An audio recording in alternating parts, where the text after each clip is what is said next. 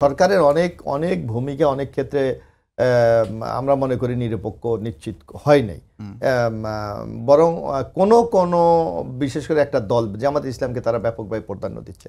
যেমন আপনি যদি কিছুদিন আগে এই সরকারের একজন গুরুত্বপূর্ণ উপদেষ্টা এবং যিনি ছাত্রদের প্রতিনিধিত্ব করছেন জনাব মাহফুজ আলম সাহেব, উনি কিন্তু আপনাদের গণমাধ্যমের সাথে যখন উনি কথা বলেছিলেন উনি স্পষ্ট বলেছে যে প্রশাসন ভাগবাটো হয়েছে। তখন সাংবাদিকরা যখন জিজ্ঞাসা হলো ভাগবাটোটা কেমন, উনি বলল 64টা এসপির মধ্যে 46টা এসপি জামাত ইসলামী, বাকিগুলো তো বিএনপির।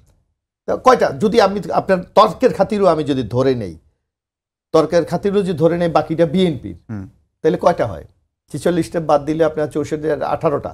তো বিএনপির মতো দলকে 18টা পাওয়ার মতো দল জামাত না না আমি নরমাল আমি তর্কের খাতিরে বলছি। এটা কেমন হলো ভাই, মানে এটা পেতে হবে কেন? না না আমি একটা কথা, আপনি যদি ওইটা বলেন যে জামাতকে আপনি 46টা দিয়েছেন, ধরে নিলাম আপনি যে কথা মাহফুজ আলম সাহেব বলছে, আমি আগেই বলছি তর্কের খাতিরে কিন্তু আমি বলছি, তাহলে আপনি জামাতের মতো মাহফুজ আলম যেটা শুধু একবারে যদি কোট করি তাকে, তাহলে তিনি এটাই বলেছেন যে বিএনপি এবং জামাতের মধ্যে ভাগ বাটোয়ারা করছে। না না না, এবং স্পেসিফিক উনি বলেছে যে 46টা এসপি হলো জামাত ইসলামীর, 36টা ডিসি জামাত ইসলামীর এবং উচ্চ শিক্ষা প্রতিষ্ঠানের 70% তাদের দখলে।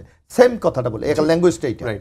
তা আপনি যদি এইটা মূল্যায়ন করেন, তাহলে যদি বাকি 18টা যদি ডিসি থাকে, তাহলে এসপি থাকে, তাহলে আপনি বিএনপি, অন্যান্য এনসিপি, অন্যান্য দলকে আপনি একটু কি শেয়ার দেননি?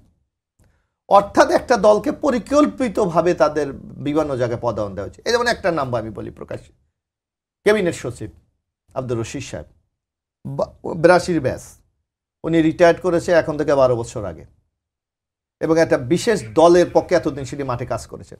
তাকে এনে আপনি হঠাৎ কোথা থেকে এসে ক্যাবিনেট সচিব বানালেন? আমরা তো বারবার বলছি এই ক্যাবিনেট সচিব, এই যে দলীয় লোকদেরকে পদায়নের ক্ষেত্রে, কারণ ক্যাবিনেট সচিব সবচেয়ে পাওয়ারফুল লোক, কই তার বিরুদ্ধে কোনো ব্যবস্থা গ্রহণ করেছে? অনেক দিন আমরা চিৎকার করেছি, বলেছি যে ওই যে আগে জনপ্রশাসন মোখলেছুর রহমান, আপনি সরিয়েছেন কখন? যখন আপনার সর্বনাশটা সম্পূর্ণ করা হয়ে গেছে তখন। অর্থাৎ এইগুলি জিনিসগুলি যদি আপনি অ্যাড্রেস না করেন, শুধু বক্তব্য দিয়ে তো হবে না, আপনাকে ফিল্ডে কাজ করতে হবে।